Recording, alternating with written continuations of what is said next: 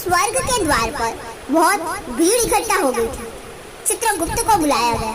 चित्रगुप्त ने कहा कि हमारे पास बस 3 लग्जरी सूट्स बचे हैं।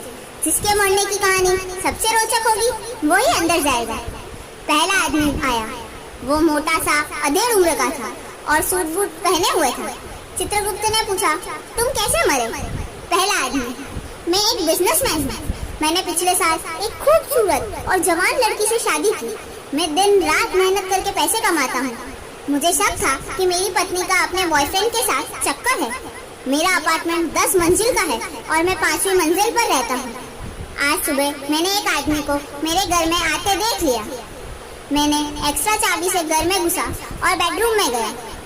अपनी पत्नी की स्थिति देखकर मेरा शक यकीन में बदल गया। बस मैं उस आदमी को मारने के लिए ढूंढने लगा। मैंने पूरा घर छान मारा पर वो नहीं मिला।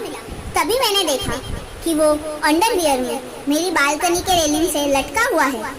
मैं दौड़ से के उसका हाथ छुड़ाने लगा ताकि वो नीचे गिर के मर जाए, लेकिन वो कमीना बड़ा सख्त जान निकला। वो हाथ छोड़ने का नाम ही नहीं ले रहा था। मैं दौड़ के एक हथौड़ी ले आया और उसके हाथ पर मारने लगा।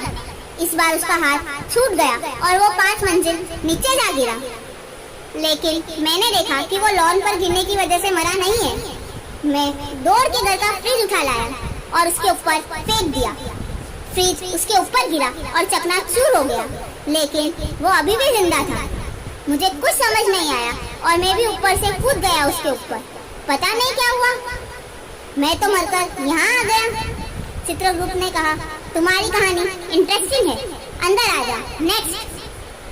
दूसरा आदमी जो जवान और गठीला था आया। वो सिर्फ अंडरवियर में था।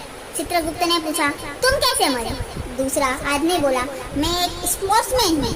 मेरा अपार्टमेंट 10 मंजिल का है और मैं 10वें मंजिल पर रहता हूँ। आज सुबह मैं बालकनी में कसरत कर रहा था कि किसी तरह से नीचे गिर गया। चित्रगुप्त ने पूछा, और तुम गिर के मर गए? दूसरा आदमी, नहीं, गिरते वक्त मैंने किसी नीचे वाली मंजिल के बालकनी की रेलिंग पकड़ ली।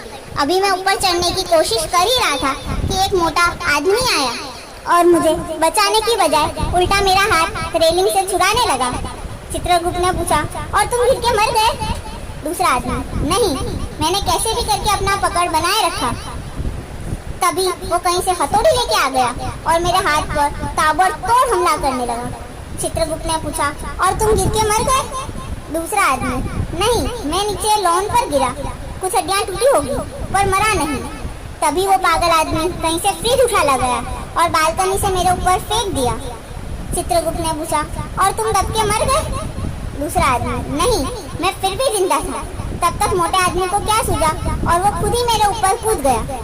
चित्रगुप्त ने पूछा, और तुम मर गए? दूसरा आदमी, हाँ, लेकिन वो मोटा भी नहीं बचा होगा।